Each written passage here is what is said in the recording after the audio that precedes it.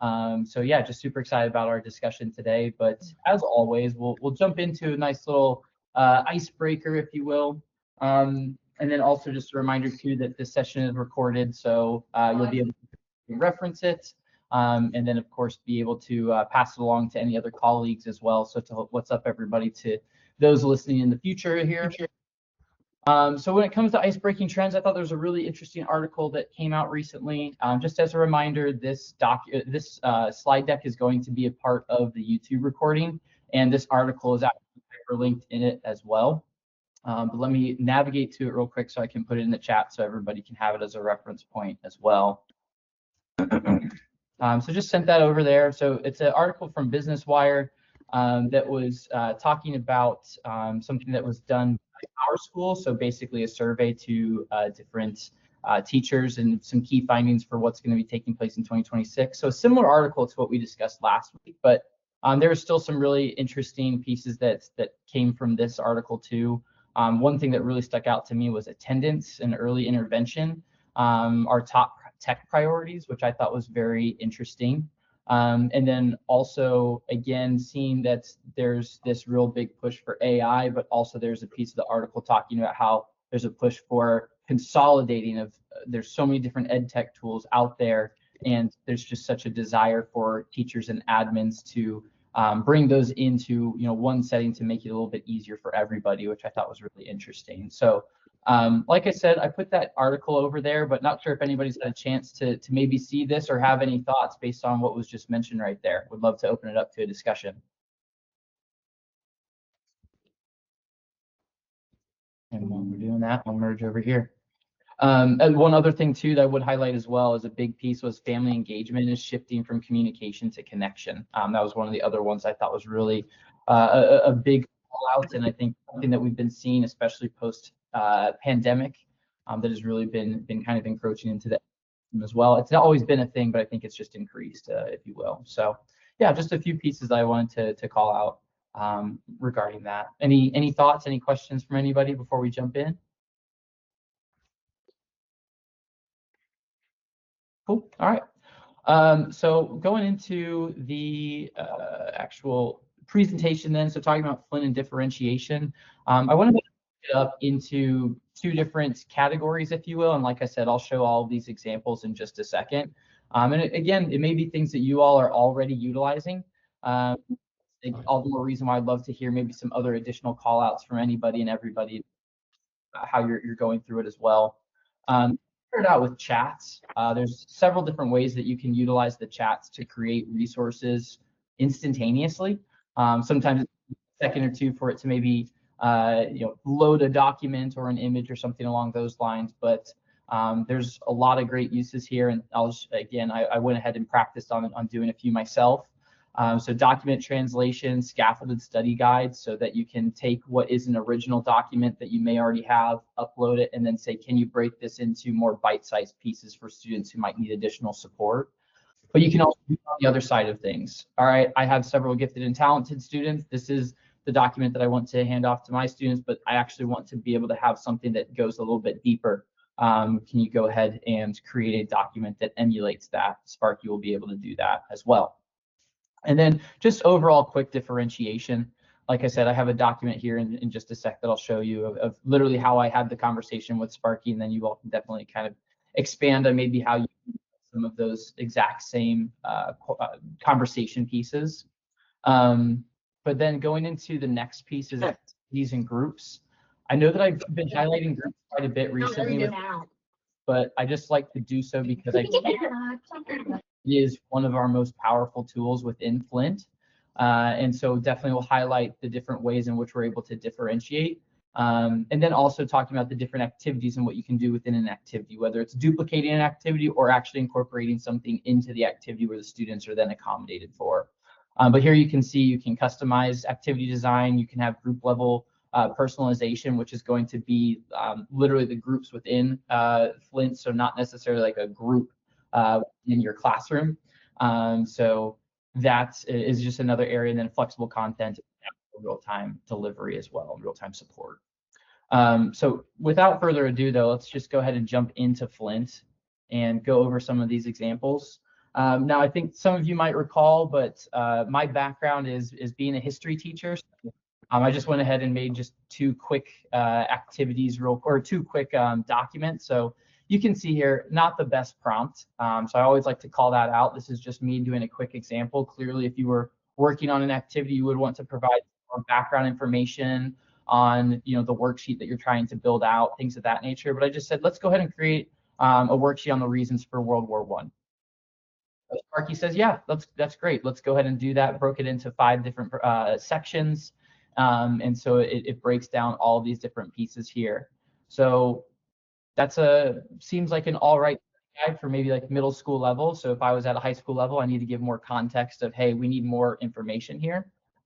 But for my purposes, it's like, yeah, that looks great. That seems like a perfect handout that I can provide to my students. However, I want to go a little bit deeper then. So this is for a middle school level, and I'd like the worksheets to be differentiated. So one worksheet is in English, which is the one that's already been created. And then I'd like to have the same exact worksheet in Spanish. Sparky says, great, instantaneously does a translation and has it available for Spanish. So this is perfect for our English language learners. Again, using Spanish as one example, you could, if you have multiple languages that you're trying to accommodate for, you could literally incorporate that into it. You could even ask it to, something that I think is really unique as well, is you could ask it to put in some of the words in Spanish or whatever language you're trying to do. So it makes other students aware in your classroom, just the accommodation piece, and realizing, oh, wow, yeah, they're learning it in a different language and still learning the content too. So putting that into the activity, I think is always, or into the worksheet, I think is always a really cool aspect too. So there's a lot of different ways that you can really kind of customize what that worksheet would look like. Another version of this that I had done, so let me go ahead and exit out of this and scroll up a little bit. So I went ahead and gave a little bit more context and said, I have a test on World War I for my students. I want to create one study guide for my students. So there's one version for most of the students, and then those who need a little bit more additional learning needs, it's going to be broken up and provided a little bit more context. So Sparky gave me an outline of what both versions would be. So you can see here version 1 and then version 2 with a little bit more detail. So basically everything that is listed here is kind of broad and listed almost like their vocab terms of, hey, remember, you should probably be studying these. But then when you go into the version with additional learning, it actually breaks down each of these pieces a little bit more and condenses some of the study and notes that they probably had already into one document that's prepped for them. And then I could maybe incorporate, maybe fill in the blank or something along those lines. But Sparky was able to then go through and say, hey, do you want me to turn this into an interactive activity? So bear in mind, we could make this into an interactive activity within Flint, but just for right now, just focusing on chats, I said, actually, let's just go ahead and turn this into 2 different documents to download. So then you can see both of the versions right here. So if I click on it, and I can go full screen. So this is just the general study guide here. Again, just basically listed some pieces and then some study tips. Again, this is all what Sparky put in without context. My test might be a little bit different. There might be different ways that I want this to look. So I would be probably doing a little bit more adjusting to it. But for today's purposes, really just trying to get an example to you all. But then you can see what the other version then looks like, where it's extended learning for additional support. Clearly, I would be deleting that, so that's not shown, but that's what Sparky automatically put in there. But I can make that adjustment in real time and just delete that, and then be able to save that document.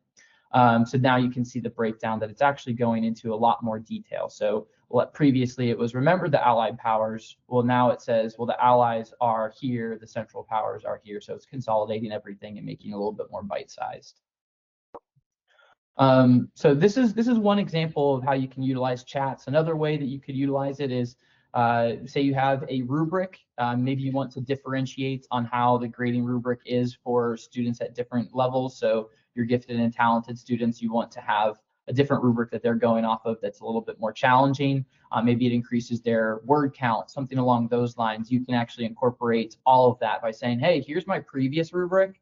I want to go ahead and duplicate this, but make it for a little bit more challenging for my gifted and talented students. You could even provide some background about what their specialties are, and it can incorporate that into the rubric that it would generate. So many different ways that you can really differentiate, again, across the whole spectrum to be able to get the best out of your students. And again, highlighting first that you can just do this with chat so that you can have these as documents that you're utilizing in your classroom, what I'd like to transition to next is interactive activities and how you can differentiate within that. But before we transition, I would love to see if anybody has any questions or maybe even some call outs of some ways that they've utilized chats to differentiate for their classes as well.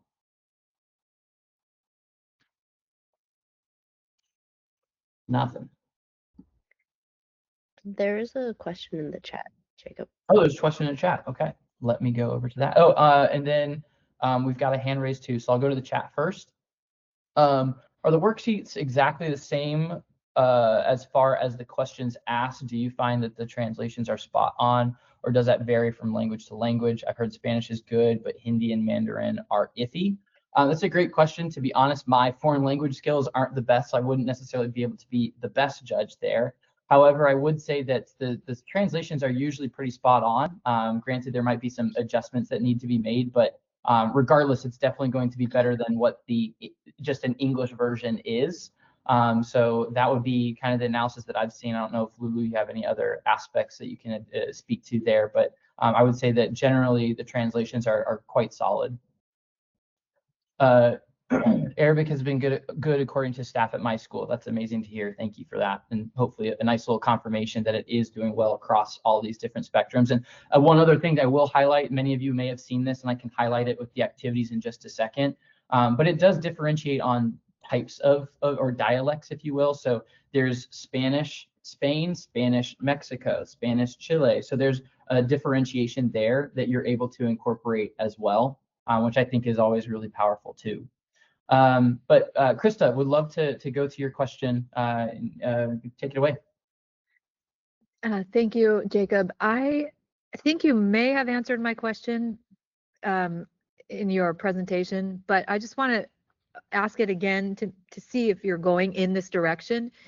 So you differentiated, like, here's for maybe on-level learners, and then here's the differentiated document for learners that have more needs.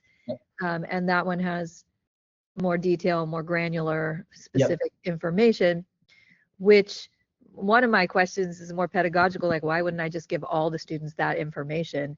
But my question was, is there a way to, like, assign or distribute these within Flint rather than having to print them out and give them, like, how do you distribute them? How do you, right? So, like, I know as the teacher, here are the kids that need more. Is it just like a surreptitious, like, oh, here, you get this one and you get this one? Or in Flint, where it's more private, right? They're interacting with something one-on-one. How do I distribute those to these? Are these groups within, like, if I have a class, which is a group, and then I ask the administrator, like, group these students out into differentiated, is that how it works? Yes, that's exactly what I'm going to be highlighting next. So like I said, I just wanted to start out with chats. Oftentimes chats is kind of the first place that teachers are starting in. And I always like to highlight that piece first before we kind of go into a little bit more of what Flint's bread and butter is with our activities, interactive activities, if you will. And that's exactly what I'm going to highlight here in just a second. Great. And then to your point exactly, I think each teacher has their own approach. And I definitely agree that there are circumstances where we just need to have that all in one document. But I just like to highlight that you can actually do it pretty seamlessly to say, oh, there's somebody that I really need to accommodate for, or they need this specific aspect, and it can do that instantaneously. So that's more so the approach. But I think that you can absolutely put in, especially when building out a worksheet, here's the context of my class. These are the different things I want to accommodate for, and I want it to be all within one document. You are definitely able to do that too.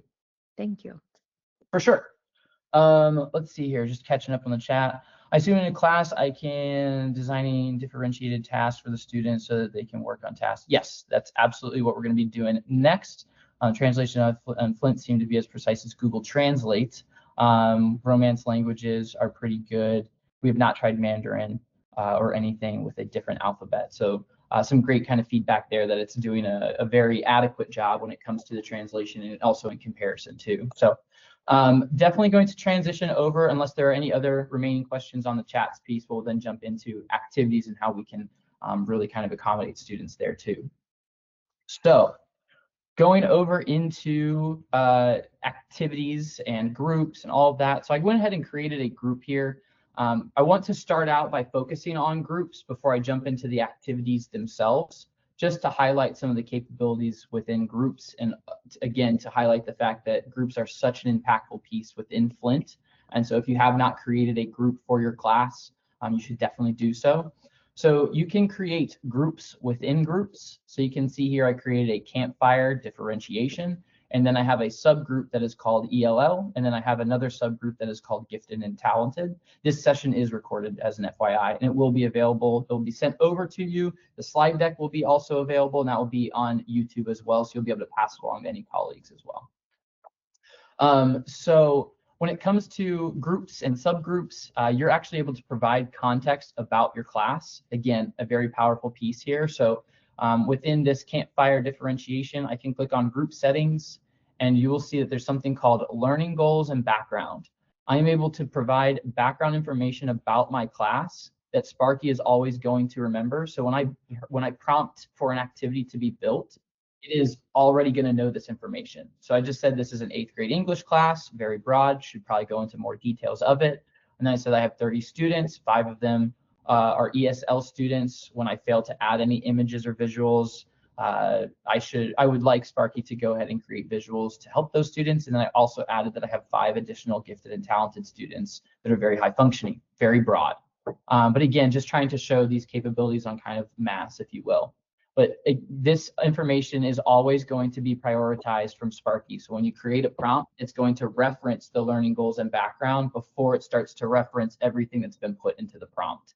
So even if we're not talking about differentiation, and I'm just saying that this is for my 8th grade English class, I won't have to type that into every single prompt that I'm putting in, because it automatically knows that information from the learning goals and background. So for anybody that's utilizing Flint, this is the best way to do that. So it's also a great FYI for any admins that if you do have some teachers utilizing Flint thus far, making sure that they're utilizing groups and creating them for their different classes is going to be extremely helpful. So I mentioned earlier that you are able to then do subgroups, and essentially it's going to feel the exact same. So I will say that the students who are in the subgroups are able to see what that group is called. So don't call it ELL or gifted and talented. I'm just highlighting that specifically for us to know. But you could literally call it group 1, group 2, or something along those lines. Or you could, try to be more fun with it and call it, Mr. I usually went by Mr. E. So, I could call it something like Mr. E's amazing group or something like that, just to make sure that they don't feel like they are being differentiated or treated differently, I should say. But within this grouping, then I have English language ELL, and the group settings here, I then gave the background of this is a subgroup to allow for accommodations for 5 ELL. For the 5 ELL I had mentioned in the main group. Now, again, the students might be able to see the title of the group, but they are not able to see this learning background and goals. So that will be hidden. They will not know that that is already being baked into this piece here. Then if I exit out, then I go into the gifted and talented version. Again, click on group settings, and I can see that the students in this subgroup are high functioning students, and I want the activities to continue to push their capabilities. So all that context is now known for each of these groups. Again, the more detail, the better. The better that Sparky will automatically be able to go through this information, understand that, and create activities for it. Now, if I go ahead and exit out of here, then we can actually look into the activity. So I went ahead and created an activity. Now, some of you who attended last week's session might recall this activity. I just recycled it. So it's a creative writing practice so that students are writing for 10 minutes. And once they are done and they submit that activity, then they are just going to get a summary of how many completed words they had, how many words, how many sentences, and then a brief summary of that activity. So this is just for lack of a better term, the regular version or original version. And then if I go into one of the subgroups, then you'll see that this is then has a little bit of an accommodation here, so that it allows for students to have some of their writing in their original language, to allow for maybe just a way for them to maybe get their thoughts on paper. And I think that this is kind of a nice way that you could start out with the students being able to just have some creative writing that you can then translate within here and then slowly but surely work on their English skills, if that's an approach that you would like to have. Or you could just have it with, I think another aspect that we had done here with this document was allowing there to be starter sentences so that the students could actually have a sentence. Yes, so there's sentence starters. And if I expand this, when the students are jumping into it, so if I click on start session or simulated, I should say, you'll see that it starts with some ideas to get you started. This is not available for my other students for the main grouping. So basically the students have a way to say, oh, okay, yeah, I'd like to tell a story. And then that gives them a way to think about what they would like to write about. And then again, you're able to go through and see how it is graded. And you'll see that it provides grammatical errors, total words, things of that nature. Maybe you reduce the expectation that you have students have to write 200 to 300 words, but for these students, they only have to write 100 to 150. So a lot of different ways that you can bake that into this actual activity, and the students will just have it assigned to them. They think that they're all working on the same thing, but they're able to see that it's a little bit different. Then the other differentiation that I had done for this activity for the gifted and talented, so if I go back into the main group and then click on this activity, you'll see that this now has a 400 word count minimum. And then I also baked in that they have to have certain types of sentences that they are putting into their writing. So it's really pushing, it's not just free flowing. They have to actually think about the structure of what their creative writing is going to be. So something that I didn't have within the other two that I'm able to incorporate within here as well. There's several different ways to be able to do this differentiation. Another prime example that I think is always super helpful too. So if I were to just go back into the activity or just to create a brand new activity within here, something that I like to highlight as well is if you click on build manually, here you're able to see essentially what's underneath the hood of what you have prompted. So everything is blank right now. So I'll just go ahead and create something very briefly so we can see it, and then you can see how I might differentiate for different things. Sparky, let's go ahead and create an activity for high school students on the Odyssey. And let's have it be a flipped classroom. The students are actually teaching you basically the plot line of the book, and then you can ask interactive questions to push their thinking. So just kind of a random activity. It's going to build that out, and then in just a second, we'll be able to then see the different things that are built on underneath the hood and click into build manually and adjust some things. So while that's updating, I think that the best place for your teachers to start or you to start is always to begin with build with Sparky. You can just have a conversation with Sparky, put in a lot of the information, then you can test it, and then you can really fine tune some of the things underneath the hood with build manually. So if I click on this, also just to highlight here, differentiation is built in. Remember, I didn't put anything about differentiation. It automatically is doing that. It says for your ESL students, I'll provide supporting scaffolding. For your gifted and talented students, I'll push into deeper literary analysis. So it's already baked into this activity, which is amazing. But if I wanted to go a little bit of a step further, I could duplicate this and then say for my ESL students, I want them to have speech to text. So I can click on build manually, go over to language, and I can say that they can use writing or speaking so that they can have a conversation with Sparky as opposed to typing out.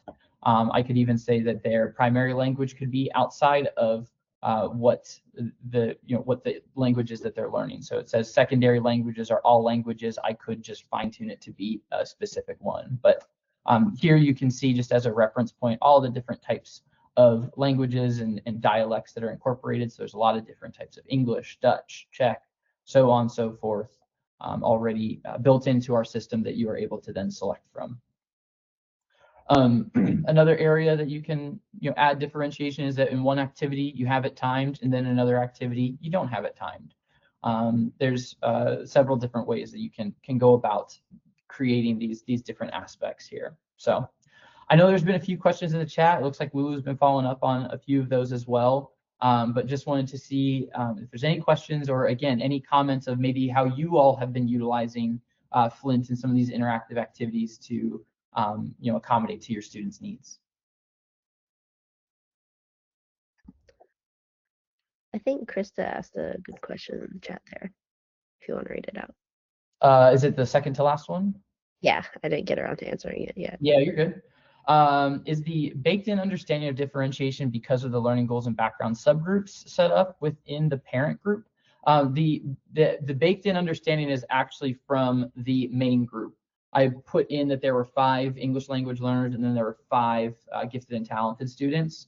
And then within those subgroups, those are essentially built out specifically for those students. I'm doing this within the main group, so it's saying, hey, I'm aware that there are those students.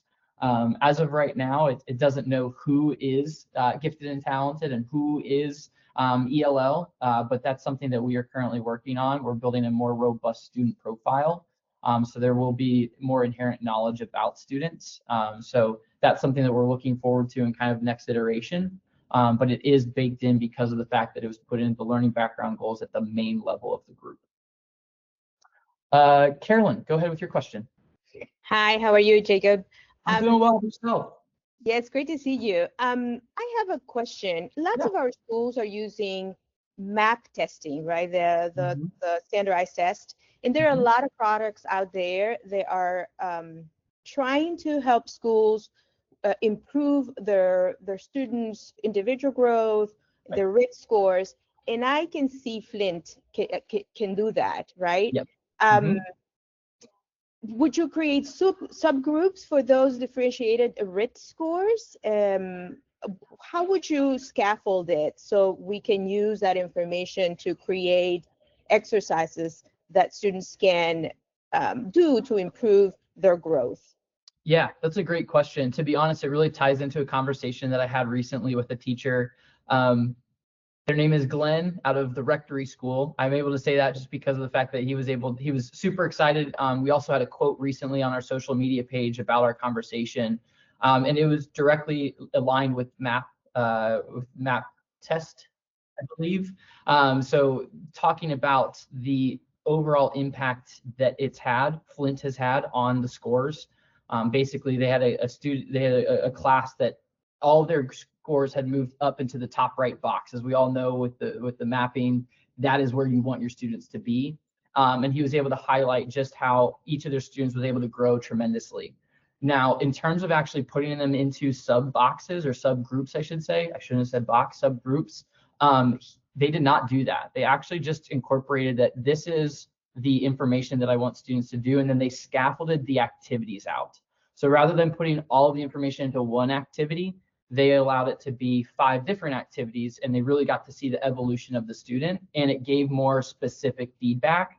And Sparky knew that they were working towards MAP. And then essentially when this teacher was going through and grading the work that students were doing, he was actually still doing it as a paper-based assignment and then uploading that document in and then having a conversation with Sparky on how to grade it. So basically, he was giving his insights of how he would grade it. Sparky was adding in additional insights and knowing about MAP as well, and then saying, here is an overall summary of how you, student, are able to improve your score. So it was truly a very personalized, very specific guide to getting those students to improving their scores.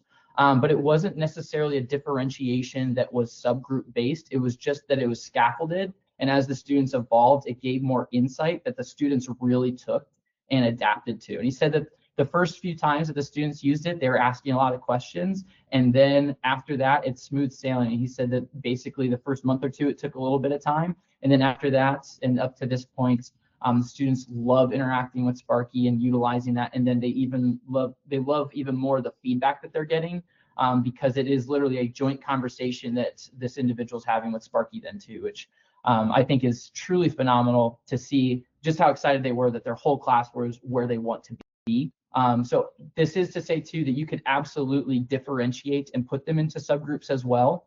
And then say, hey, this student is in the bottom left corner. We really need to be a little bit more impactful with them, because I also don't know exactly where they were at the very beginning. They could have already been up and more towards the right, but it just moved them even further, as opposed to maybe a class that it's all over the place. So I do think that you are able to do some of that differentiation with subgroups and things of that nature to make sure that you're really focusing on those things. But the other thing is just scaffolding out activities and allowing more specific information is going to be extremely helpful as well. Amazing. 2 thumbs up. I love it. Krista, go ahead with your question. I got your hand raised. Yeah, I think that Matt in the chat may have also asked a variation of my question. Okay. And I can't see it now because somehow I got out of the chat. But so you when you were showing the activity builder and it was offering the differentiation ideas or like procedures. Yep. Okay, so for your, I just want to look at this a little more. Yeah, please go ahead. I'll zoom in on a little as well. For your ESL students, I'll provide support scaffolding and simplify questions when needed. For your GT students, I'll push. Okay, so it's going to do this, but this one activity is part of the parent group, right? Correct. So how then will it know like who is who and when to do that? And do I, so I think Matt's question was asking like, oh, it will know and it will be responsive, but that's not, I don't think that's how it's working right now. Yeah, so it's a great question. I think two things with this. So number one, Sparky can reference the students that are in that subgroup. So it may be able to do that. It's going to do a better job if it's a differentiated and separate activity. But what I will say is that this is, and part of the reason why I was mentioning it earlier, right now, every student, what they do, it's not connecting with what they do in other classes. So if I'm one student and I have a history class, an English class, and a science class, and I'm doing activities in these, right now, it's not really connecting my work from all three of those different subjects. We're building out a student profile, and the reason why I feel like I can talk about it a little bit more is that it's going to be coming out quite soon, and I've been able to see like the first mock-up of it, where we're going to be able to start to build out like this is one student, but they're in these three different classes. Here's how they're doing with all of that work. And so that's kind of like that first level of truly understanding that student profile to then have that automatic accommodation. In current state, exactly as you're highlighting, it's like, well, how does it know exactly which student is ESL, exactly which student is gifted and talented? You could have it set up to where you say, student, if you are gifted and talented, I need you to just go ahead and put that information in. Or the other version too is that it will be basically be able to go based off those needs. So if the student says, I don't understand, English is not my first language, it will adapt to that and know, okay, this student is ESL and I need to do this accommodation. The differentiation for the gifted and talented might be a little bit more challenging of asking that deeper question without having that additional context from the student. But again, that's in current state of Flint. Where we're going to be going is that that's going to then be incorporated because of its knowledge of the student profile. So then I would, thank you for that, but I would then need to, if it's saying differentiation built in, but it doesn't know, it's agnostic at this point because it is agnostic at this point. Parent group. Then what's it going to give me that I can, then do I take like, is it going to give me a document? Like, here's the differentiation for the ESL. And then I go and I, in that subgroup, make an activity and just plop that document in. It wouldn't make a document because this is just an interactive activity. So it's just everything is built underneath the hood of the AI conversation. So all you would need to do if you really are like, okay, I need to make sure that this is specific for these students, all you have to do is go up to the very top here. Let me zoom out. So once you create the activity, so I'll go ahead and create the activity real quick. And then once that is done, I can close out of here. Then I can, so this is the original version, flipped classroom, teaching the Odyssey. I can duplicate this activity. And then I can put it in my subgroup of, let's say, gifted and talented. Duplicate. Done. And now that's automatically going to take in the information of that subgroup. Got it. So it knows that they are the gifted and talented students. Therefore, if they're in this subgroup, they have to be getting those types of things. Okay, got it. That's good to know. So I do, there is a step where I have to, but I don't have to redo an activity. I just drop the done activity into the subgroup. Correct. Because I have uploaded that learning goals and background already. Exactly. And again, this is for current state. Ideally, we're going to get to a state where it then knows based on the student profile what accommodations are needed, and that is something that is not just AI based. It's based on teacher, admin, counselor, whatever those things are. We're still working towards that. So I definitely want to highlight that that's not where we're at right now, but that's where our goal is to be, to just make every teacher's life a lot easier and just say, here's the activity that I want to do, and it's automatically going to build these things in. But again, I can still say, if they are ELL, then this is what I want to have happen, and still provide those parameters, but also know that things will automatically be done for those students as well, even if the teacher doesn't put that information in because it inherently knows that. Mm-hmm. Yes, go ahead, Matthew. Hey, thanks, Jacob. So Yeah. we talked about that student profile thing, digressing a little bit. Does that mean that at some point we will be able to ask questions in English if we're doing dystopian fiction, and then examples can be brought in from the history that they've been doing about totalitarian regimes? Will it choose examples that tie in with the other subject area? That's a really good question. I don't know the answer to that. That's something I'll talk with our engineering team on. That'd be amazing if you could. Exactly. No, because then the relevance of what I'm doing in math ties in with my physics. Exactly. It ties everything in, and essentially it can say, hey, remember you're talking about this in your other class. I completely agree with you. I think that is a very real realm of possibility with it. I just don't want to overpromise for what the first version may be, but I do think that that's something that we would definitely be able to get to, because the other aspect is we want to make sure that we're going to have more context of, you know, what is covered in all of these different subjects, right? Because as of right now, it's, well, this is my 5th grade, you know, science class, but what is the expectation of my 5th grade math class, and how do those correlate? So there will be, you know, kind of a little bit of nuance to it, and it will take us a little bit of time to get there, but I definitely agree that that's where we can actually go, and it would truly connect everything into one spot. Thank you. Yes, no worries. Dennis, go ahead. You were muted, unfortunately. I just wanted to add on to what Matthew was asking. What we found was this last year was, it depends on how you address the prompt, and then if you include it in the assignment and say, make sure to reach out to things beyond just English literature. Consider, I think there was one, what was it? My partner teacher said, oh, they were reading Night.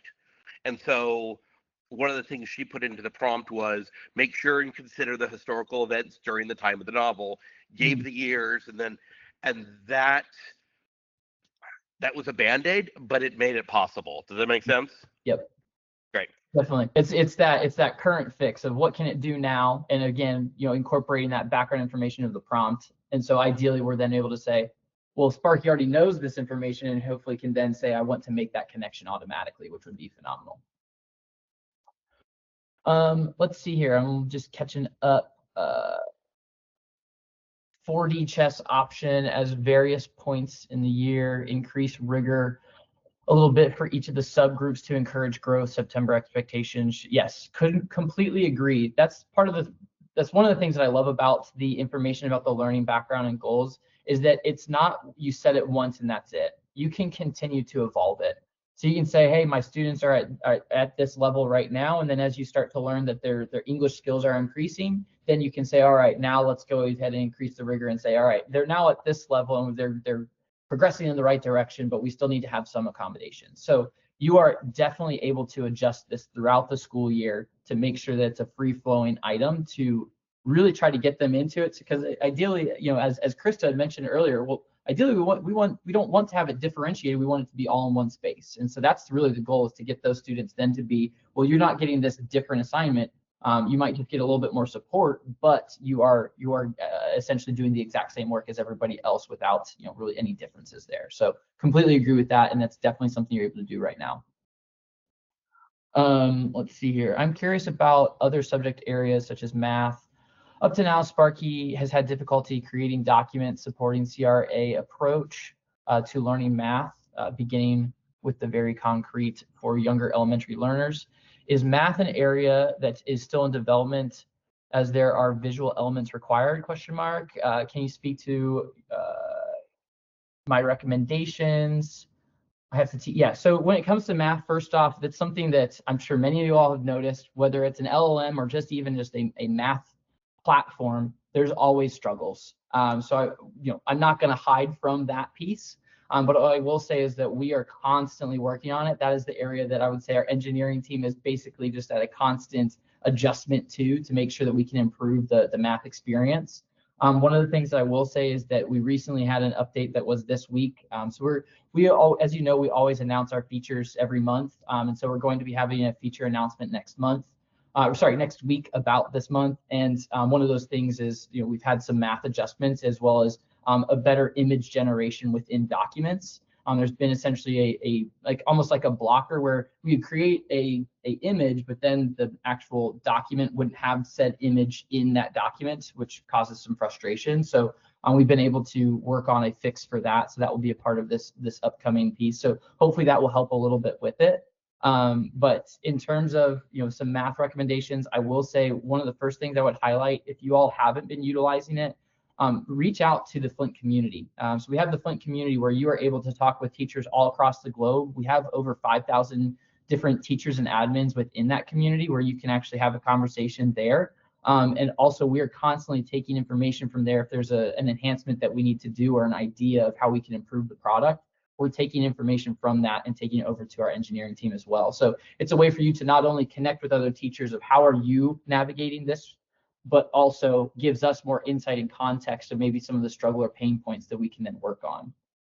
One other thing too that I would highlight, just in case, Lauren, you haven't utilized it yet, is the public library. The public library is where you have different activities that people have created, again, from all across the world. And you can see the different types of math activities that are being built out. So again, maybe some other individuals are doing some of that more basic CRA aspect, where there may have been some struggles and found something that actually works adjacent to it. So yeah, there's, I think, a few different options within there as well. Let's see here. We had, sorry I arrived late. And sorry if it was already answered. I have some middle school students that struggle to read and comprehend, but if given the opportunity to listen, they would have better comprehension. Can Sparky read the screen to the student? Yes, Sparky is able to do that. You're able to do that within an activity. So I'd highlighted the speech to text where students are able to rather converse with Sparky and then it would transcribe that information. It can then do it the opposite way as well. So if I go into activity settings, again, just a reminder for everybody who watched earlier, but also for those who may not have missed this or may have missed this piece, is Build with Sparky is where essentially you're vibe coding what the activity would be. Then you're able to go into build manually and look underneath the hood. So I could literally prompt Sparky to say, can you make sure that you are able to speak to the students as well? And it would be able to make that adjustment, but I like to go into the build manually piece here just to highlight it, as well as sometimes it's a little bit easier. I can then say, all right, Sparky, or students' communication, they can write or speak. Sparky's communication can be writing only, can be speaking only, can be writing and speaking with autoplay, can be writing and speaking without autoplay. So the autoplay piece means that when they jump into the activity, they immediately hear somebody talking to them. Without autoplay means that they have to click listen, and then they will be able to hear it. The advantage with all of this too is that when a student is speaking, so to transition over into a different area as well, we brought up math, we brought up English. So to talk about world languages, if a student is working on a different language here, you are able to essentially adjust the speaking rate so that if you want it to be a little bit slower for students who are just now getting into learning Spanish, you can make those adjustments there, which I think is always super helpful. But yeah, there's a lot of different kind of accommodation pieces that you're able to do within this. So yes, you are able to have students work on their comprehension. And the other thing too that I would even highlight as well is you could go into chats and say, hey, my students struggle with comprehension. What are some activity ideas that you would suggest for this book that I'm working on? And Sparky will not only give you suggestions of what you could do, it would then say, hey, do you want me to turn this into an activity? You can click yes, and then it will automatically generate that activity for you.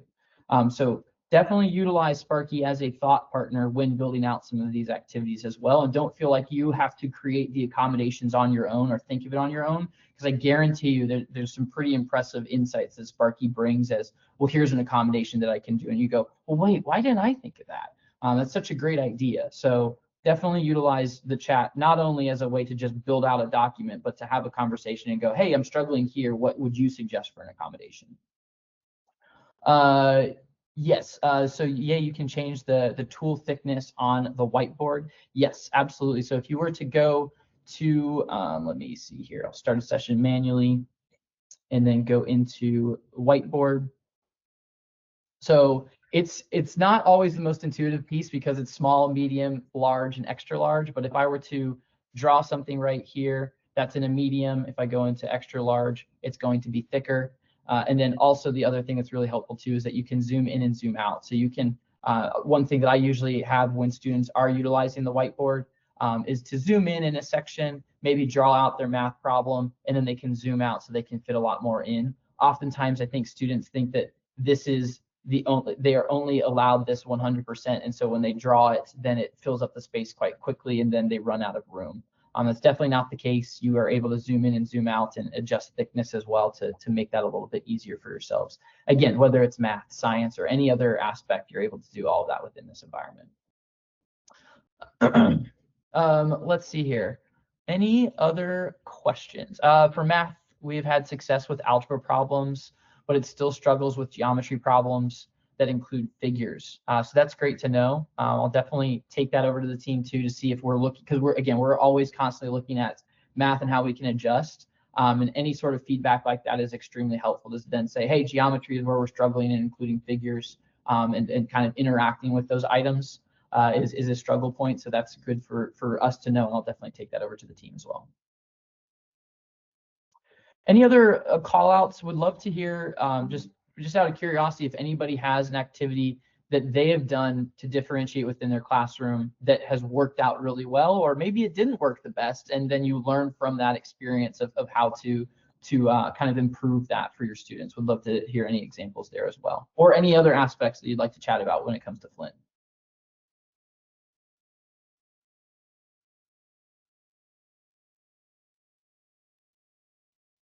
Yes, go ahead, Krista.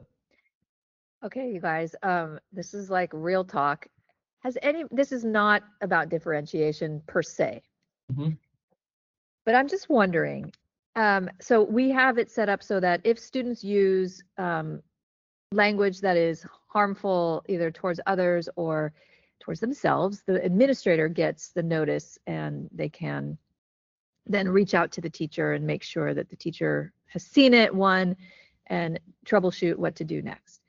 And I'm wondering if anybody else has noticed like an increase in student, this is hard to say, but in student sort of violence, or like this kind of anger coming out through their interactions with Flint. And I see some head nodding, and I'm just wondering, like, what is this? Like, what is this about? And if we can't talk about it fully now, but I would love to hear from some other people. Oh, okay. One thing, so I haven't, go ahead. Let's go ahead with Michaela, and then I'll be able to add in a few bits too.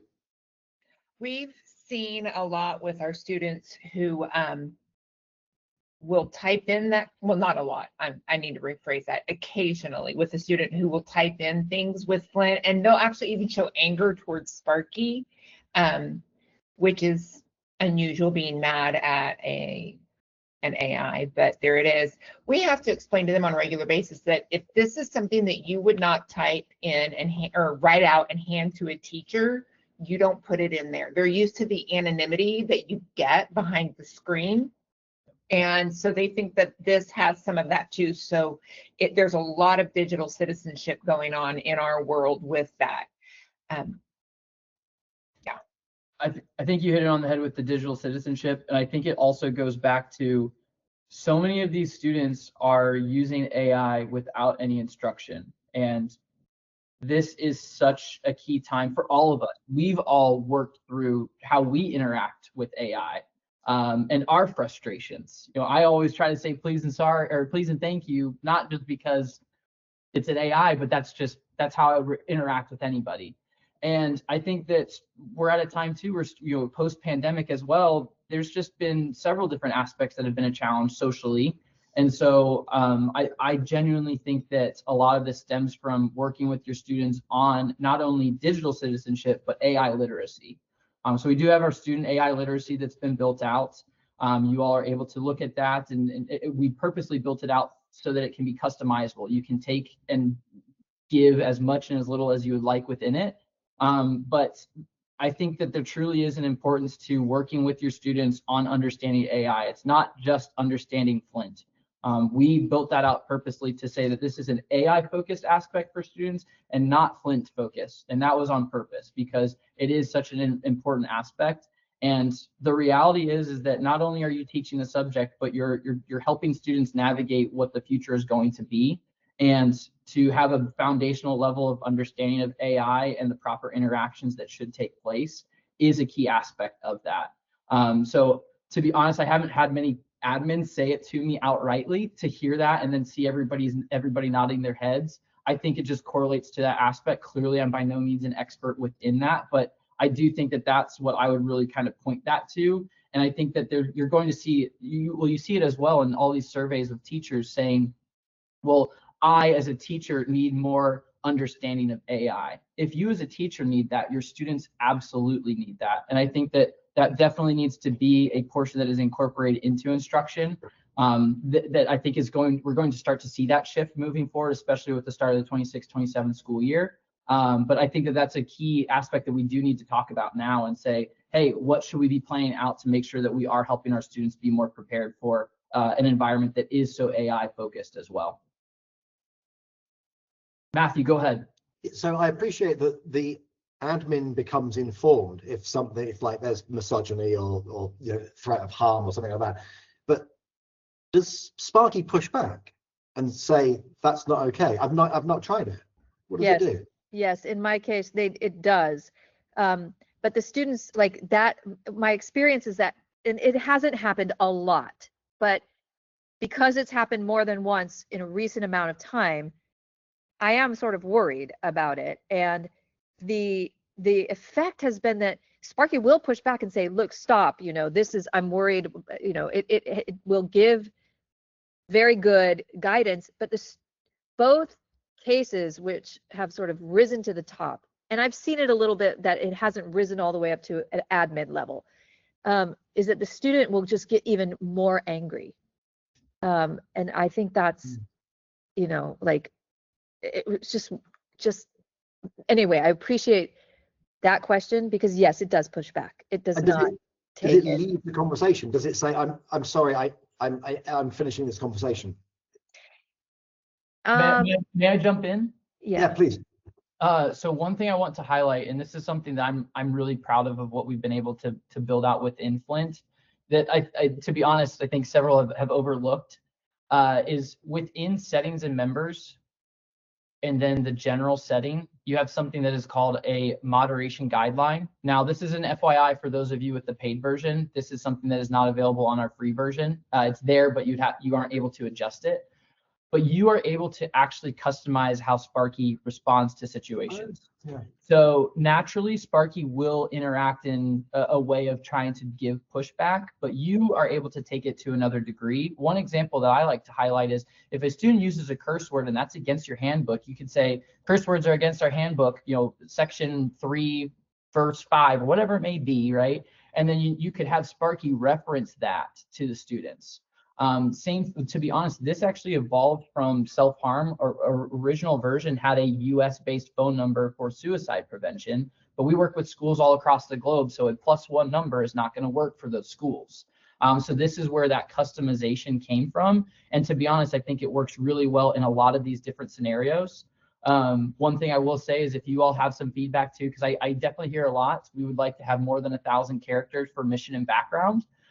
So if that's also feedback for moderation, please let us know that so that we can make sure that we start to work on that as well. But you can truly customize this to almost be like a vibe code of an interaction. If self-harm, guide them to the counselor and here's a phone number. If violence, then go ahead and respond this way. Shut it down immediately. Do not respond or interact with that student, so on and so forth. But again, the whole thing is going to be tracked. And I think that there's a key piece too. I think there is something that teachers need to have incorporated, that if the student acts inappropriately within an AI platform, maybe they're great, maybe like the actual content they covered was great, but their interaction was not right. That could be incorporated into the grading scale as well. I'm not saying that that needs to be something, but I've just seen that teachers will go to me and say, well, how do I deal with this? Well, if I was a teacher, I would say that's inappropriate and that should not be warranted of a grade. Or it should be docked some points or something, because there needs to be a reasoning for, oh, I actually did do something wrong. So yeah, that would be, but the moderation guideline is something that you are able to put in information, and it will then do that for every single space within the activity, within the workspace.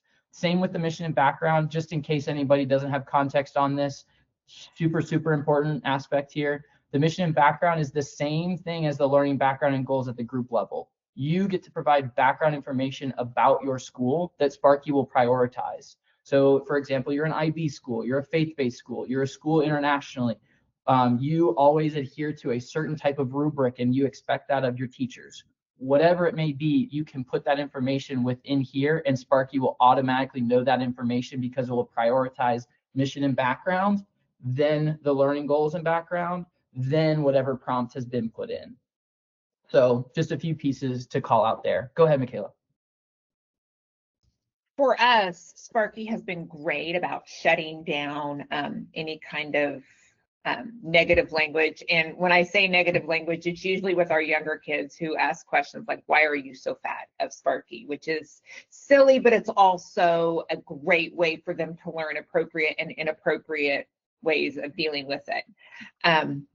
The place where we've had the hardest time with Sparky shutting it down completely is in relationship building, because it keeps saying, oh, we don't want to have those conversations, we need to stop. And then if the kid just ignores and keeps going, Sparky will sometimes go, wait, we still can't do that, but it always wants to please and interact. So that's where, if you're really wanting to cut down on relationship building with it, you probably need to put in more moderation guidelines in there for Sparky. That's a great call out. As many of you know, Relationship Builder is our newest moderator, and it was stemmed from a conversation that wasn't flagged because there was nothing inherently wrong, but it was just kind of blurring a line. So that's why we built that out. But that's not necessarily great to hear. But thank you for telling all of us, because yes, that's something that you all can do, but also that's something for us to know that maybe we need to be a little bit more strict on that Relationship Builder to maybe try to shut down a little bit more firmly and quicker. So I'll definitely take that as well. So on top of the geometry aspect that was mentioned earlier, definitely bring that as well to our team to look into as well. Thank you. I genuinely love this discussion. We have 2 minutes of time, so but if anybody wants to stay on and continue to have a conversation again, whether it's differentiation or something else, very happy to extend the time a little bit. Thank you so much for today. Absolutely. Thank you all as well. Again, this is super helpful for me as well. Go ahead, Matthew. Sorry, Dennis, where did you get your AI competency or literacy course? Is that a school created thing? Is it something you found? What we did was, after, let's see, I made it with my partner teacher, and after we used, I think it was it last year, Jacob, that the AI literacy course was piloted? Okay. Yeah, the student literacy came out in May, I believe. Okay, so we did it at the end of the year last year, and then some of the kids made it the first time, and then the rest of them made it the second time, and then we took the basic tenets of what we found in the AI literacy course through Flint, and then we just did a really quick search online to see if any other schools in the area, whether they were private or public or even colleges, universities, had any true AI policies yet, and more than just a couple lines in a handbook. And we found that they did not, at least not in the Houston area. So what we did is we went to our science teacher, looked at the safety contract. We took that, we transferred the same idea over to the AI contract, and then we developed one based on the Flint course. And if you'd like, I can email it to you if you want to drop your email in the chat. Dennis, I'd really appreciate that. More than welcome. Jacob, drop yours research, too. I'll give it to you. Yeah, that'd be amazing. So everybody can get it. Oh, chat's not available. It says for me. I wonder what that is. Yeah, I'll share it with everybody through Jacob. Yeah, just send it over to me. It's jacob@flintk12.com. Put it in the chat as well. Okay. Great. The best AI policy we found was the International School of Geneva, because they are next door to UNESCO. And you've got all of these seriously geeky academics working with that school to try and produce like a gold standard for their IB programs. Love it. I can look at that too. Make some edits. That's all online. That's totally open. Yeah. Hey, thanks. This is I really enjoyed this. The last part of this was the best bit. Amazing. Well, to be honest, that's great feedback for me because, of course, taking over Campfires, I'm really trying to identify some areas that we haven't done previously. And I know that there is so much opportunity for Q&A, right? But it's always not an ideal time for everybody too. So we'll definitely try to incorporate a little bit more of that, or maybe even just have some questions that I might throw out of, hey, are you experiencing this? Tell me a little bit more. Because this is, again, genuinely interesting and helpful to me to understand what you all are going through as well, and hopefully allows us to continue to iterate and improve on what Flint's doing already. So thank you again for being so open and also sharing everything there. And again, we'll have this recorded and we'll be chatting next week as well. And super excited to see you then. Thank you.